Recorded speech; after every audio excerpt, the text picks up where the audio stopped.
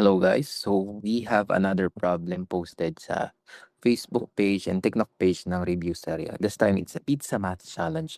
So let's first read, ano ba yung problem?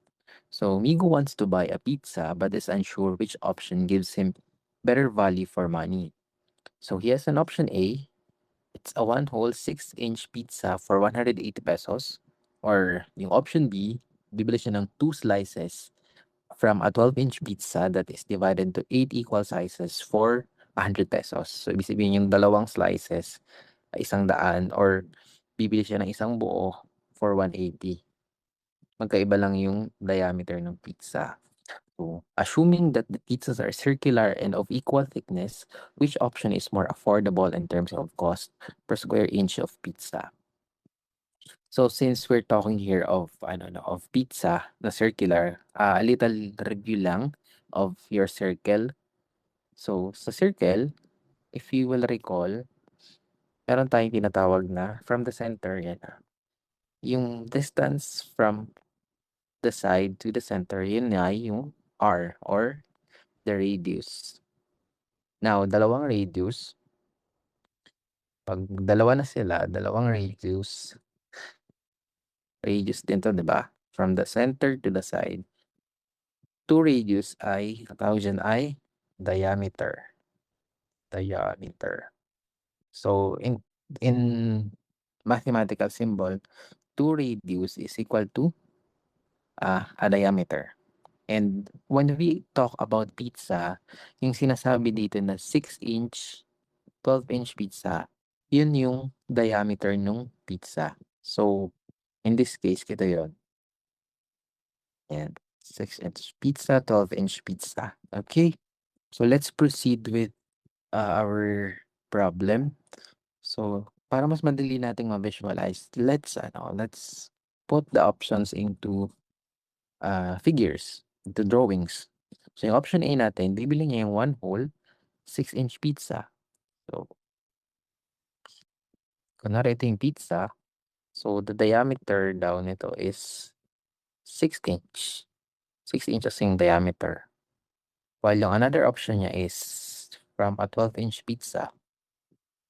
Let's draw lang yung circle. And the diameter of pizza B is 12 inches. Now, may additional info, no? So, yung option A, one whole. So, bibili niya yung buo. Pero sa option B, bibili lang siya ng dalawang slice sa pizza na in-slice into 8. So, kumbaga, no? If this is the pizza, in-slice siya into 8 slices. Slice 1, 2, 3, 4, 5, 6, 7, 8. So, 8 slices. Dalawa lang yung bibilhin niya. So, let's solve muna, no?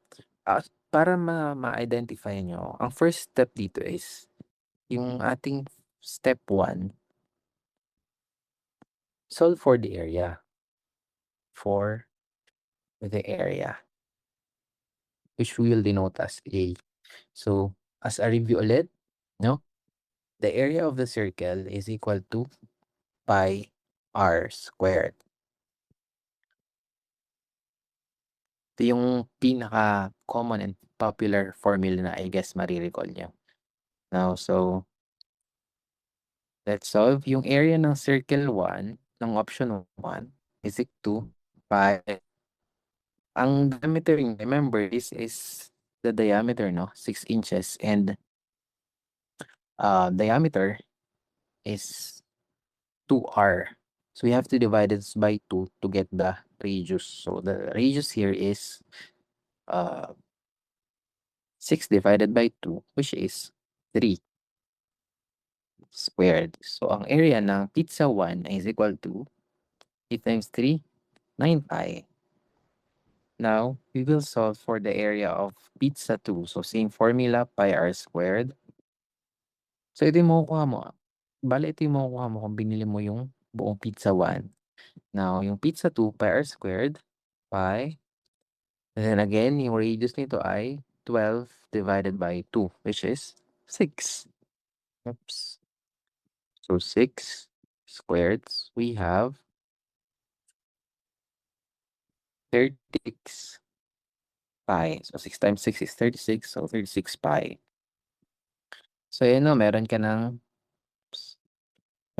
area 1 tsaka area 2. So is this enough? Hindi pa kasi remember, yung pizza 1 binili mo 'to yung buo. So for pizza 1, ang area mo is 9 pi square inch, while for pizza 2, yung area mo is 36 pi square inch. Eh, ilan lang ba yung bibilhin mo sa pizza 2? Remember, dalawang slices lang. 2 slices from 8.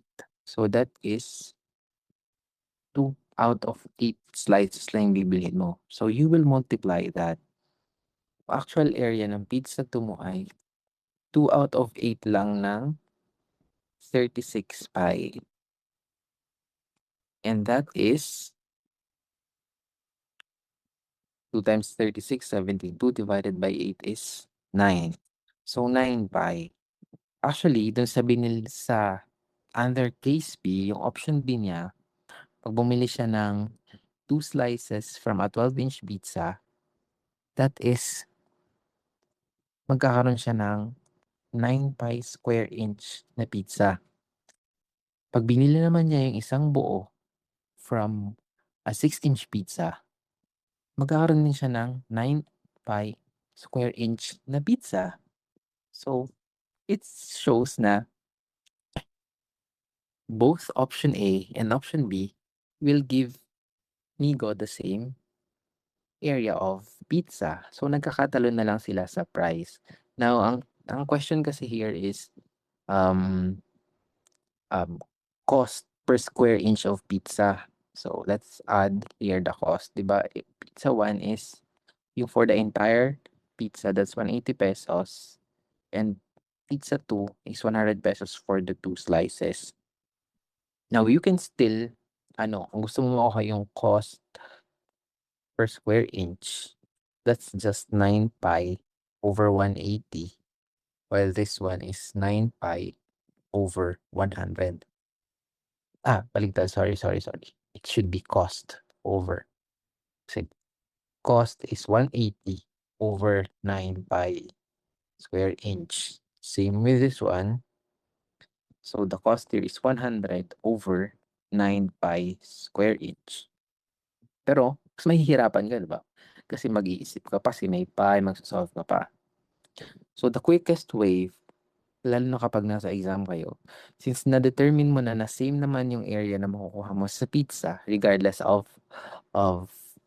kung 6-inch or 2 slices from a 12-inch pizza, iko-compare mo na lang ngayon yung presyo nila. So, this 9 pi square inch costs 180, while this 9 pi square inch costs 100. Therefore, alin yung mas value for money?